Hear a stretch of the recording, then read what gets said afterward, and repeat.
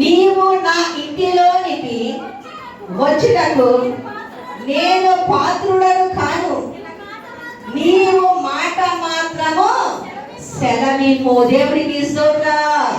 ఈ యొక్క 13వ రోజు కూడికలో దేవాది దేవుడు మాట మాత్రము సెలవిమ్ము అనేటువంటి అంశంతో మనందరం ఈ రాత్రి కలశంలో దేవాది దేవుడు అంటున్నాడు.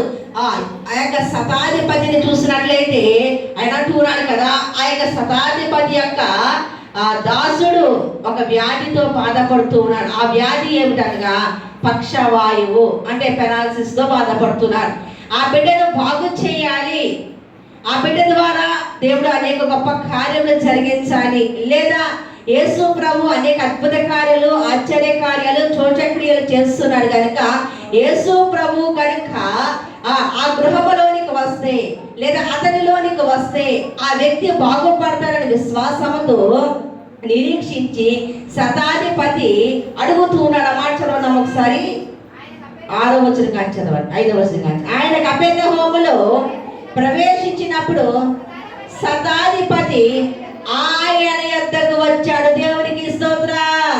యేసు ప్రభు కపెర్నహూములోనికి వచ్చినప్పుడు శతాధిపతి అంటే అతని కింద 100 మంది సైనికులు ఉన్నారు.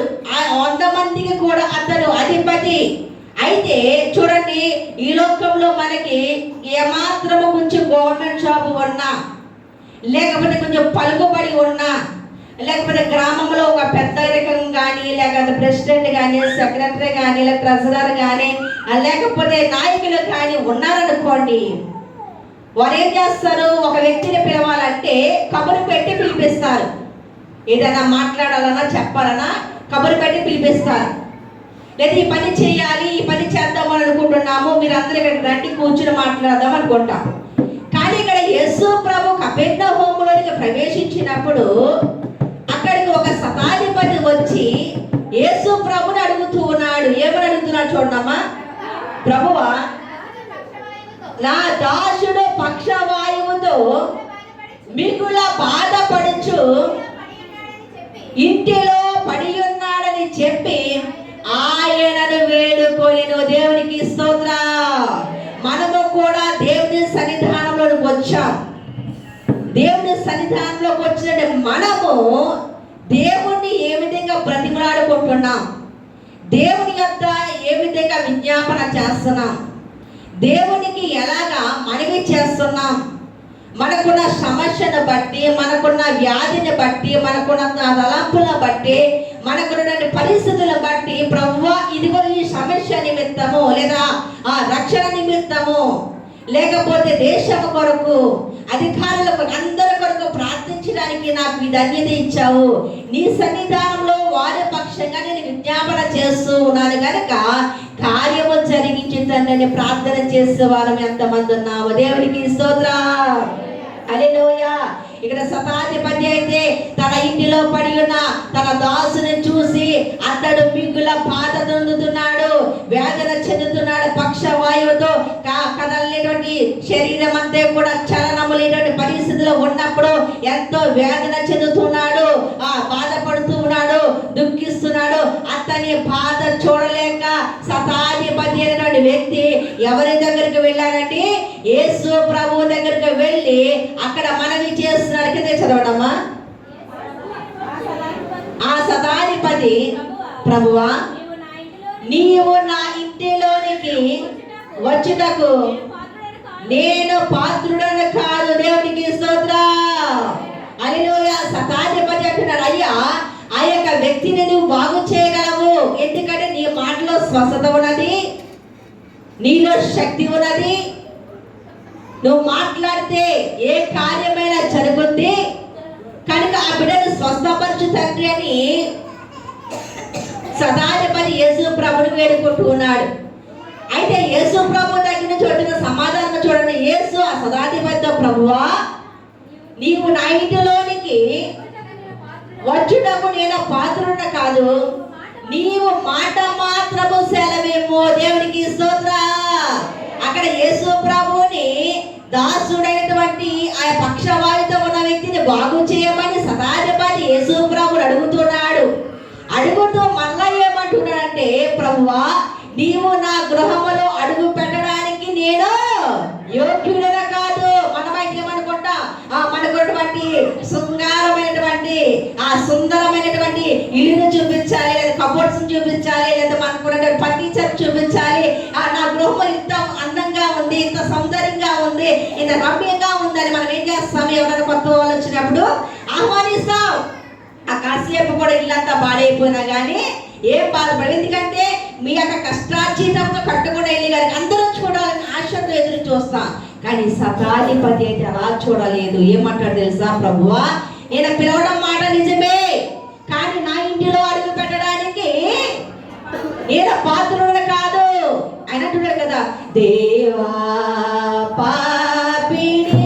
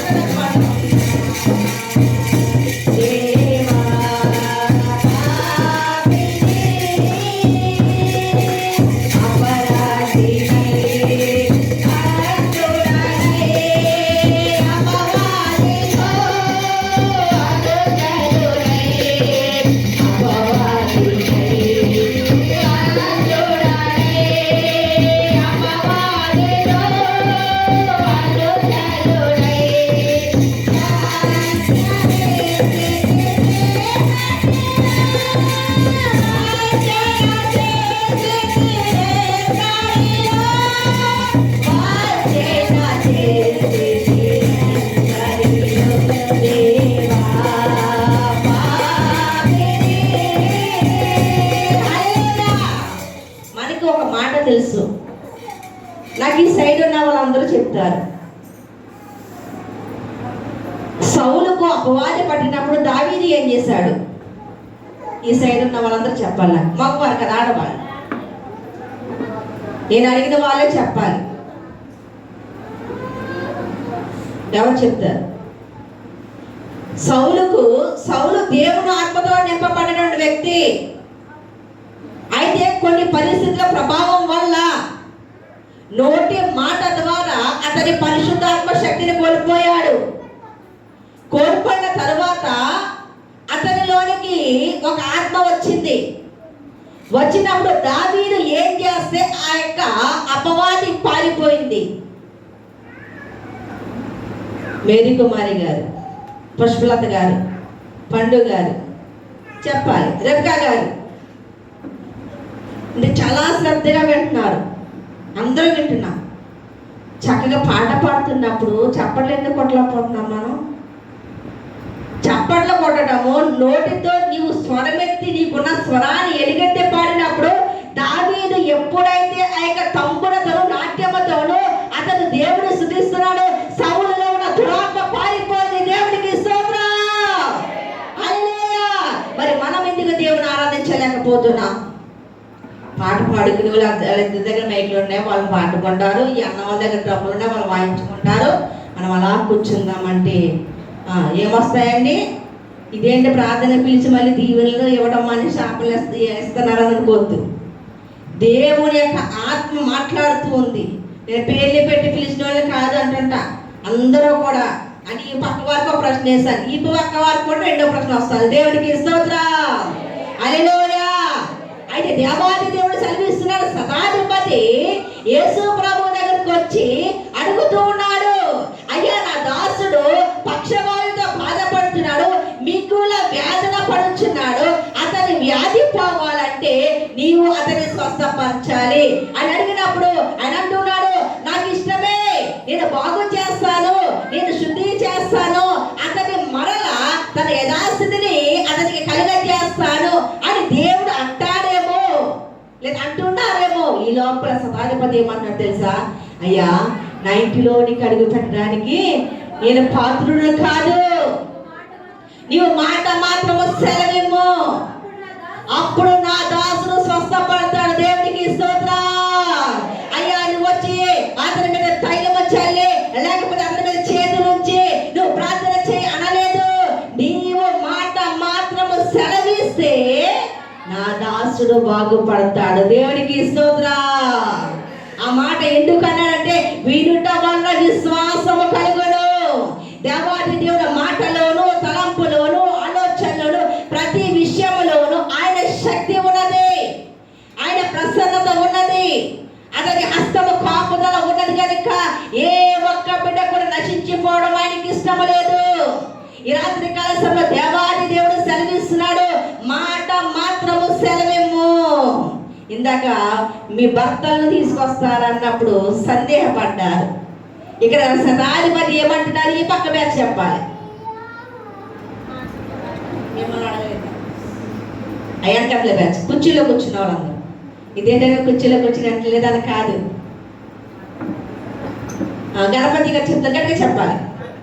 మాట మాత్రము సెలవు. నీ పక్క వాళ్ళు అనుకున్నారు ఉద్యమం ముందుకు ఇచ్చేసింది, మాకు ఇవ్వలేదు కాబట్టి మేము చెప్పలేకపోయా. దేవుడికి స్తోత్రం. చెప్పిన వారు ధన్యులే, చెప్పని వారు ధన్యులే. దేవుడికి స్తోత్రం. ఎందుకంటే చూచి నమ్మిన వారి కంటే చూడక నమ్మిన వారు ధన్యులు. దేవుడికి స్తోత్రం. హల్లెలూయా. అయితే మాట మాత్రము సెలవు. నీ నోటితో దేవుని సన్నిధానంలో ఏ మాటనైతే అడుగుతున్నావో, ఏ మాటనైతే దేవుని సన్నిధానంలో నీవు అందిస్తున్నావో, ఏ మాటనైతే దేవుని యొక్క బలిపీఠము దగ్గర నీవు అడుగుతూ ఉన్నావో అవన్నీ నీ కుటుంబంలో నెరవేరును గాక. గట్టిగా చెప్తాం, అవన్నీ కూడా మన కుటుంబంలో జరుగును గాక. అంటే దేవాది దేవుడు అంటూ ఉన్నాడు, నీవు మాట మాత్రం సెలవివ్వమ్మయ్యా, నా దాసుడు బాగుపడతాడన్నప్పుడు యేసు ప్రభు అంటున్నాడు, ఇశ్రాయేలీయుల్లో ఇంతటి విశ్వాసము గలవారును. యేసు ఈ మాట విని ఆశ్చర్యపడి వెంట వచ్చుచున్న వారిని చూచి, ఇశ్రాయేలీయులో ఎవరికైనాను నేను ఇంత విశ్వాసము చూడలేదని నిశ్చయముగా మీతో చెప్పుచున్నాను. దేవునికి స్తోత్రం. ఇతను సామాన్యమైన వ్యక్తి కాదు. ఇదిగో నేను ఈ యొక్క గృహంలో పడినటువంటి వ్యాధితో బాధపడుతున్న వ్యక్తిని యేసు ప్రభు దగ్గరికి వెళ్తే దేవుని యొద్దకు రండి, అప్పుడు ఆయన మీ యొద్దకు వచ్చిన రోగులకు రాసిన పత్రిక ప్రకారంగా చూసినట్లయితే శతాధిపతి యేసు ప్రభు దగ్గరికి వచ్చారు. యేసు ప్రభు అడుగుతున్నాడు, నీ మాట మాత్రము సెలవిమ్మయ్యా, నా దాసుడు బాగుపడతాడు అన్నప్పుడు ఆ శతాధిపతి వెంబడి అంటే అతని వెనకాతలో వస్తున్న జనాన్నంతటిని చూచి యేసు ప్రభు ఆశ్చర్యపోయాడు. దేవునికి స్తోత్రం. హల్లెలూయా. అయితే అతను నాకు ఇంత హోదా ఉంది, నాకు ఇంత పలుకుబడి ఉంది, నాకు ఇంత హుందాతనం ఉంది, నాకేంటి అనుకోలేదు. కానీ తన్ను తాను తగ్గించుకొని ఆ యొక్క శతాధిపతి యొక్క దాసులను బాగు చేయమని యేసు ప్రభు అర్థించాడు. ఈ రాత్రి కలిసిన నీవు నేను మనందరం ఎలా ఉన్నాం? విరిగి నలిగిన హృదయంతో దేవుడికి ప్రార్థించే బిడ్డలుగా మనం ఉన్నామా? అనుకోవచ్చు ప్రార్థన ఎక్కువ చేస్తుంటే మనొక్క చెల్లినది అందనమాట, ప్రార్థన ఎక్కువ చేసిన రోజునే కష్టాలు ఎక్కువ వస్తున్నాయి. మన దానిలు గలగా. దేవునికి స్తోత్రం. హల్లెలూయా. ప్రార్థనకు వస్తారని కష్టాలు ఎక్కువ చేస్తున్నాయంట. ప్రార్థన ఎక్కువ చేస్తే కష్టాలు వస్తాయి. ఆ శ్రమలు లేకపోతే ఫలితమే లేదు. కనుక ఈ రాత్రి కాల సమయంలో నీవు నేను మనందరం కూడా దేవా, నా కుటుంబములు, నా బిడ్డల విషయంలో, లేదా నా భర్త విషయంలో, లేదా నా భార్య విషయంలో, లేదా నా బిడ్డలు చేస్తున్న ఉద్యోగం విషయంలో, లేదా నా బిడ్డలు చదువుతున్న చదువులు ఎందును, లేదా మన వ్యవసాయం ఎందును, పశువులు ఎందును, ప్రతి విషయం ఎందును కూడా నీవు మాత్రమే మాట మాత్రము సెలవిమ్ము తండ్రి. అది ఏ కార్యమైన నా గృహములో, నా కుటుంబంలో చేస్తామని నమ్ముతున్నానని విశ్వాసంతో దేవుని అడిగినప్పుడు ఆ శతాధిపతికి చేసే అద్భుతములు, ఆశ్చర్యకార్యములు దేవుడు నీ జీవితంలో, నా జీవితంలో చేయబోతున్నాడు. కొద్ది మాటలు దేవుడు దీవించి ఆశీర్వదించును గాక.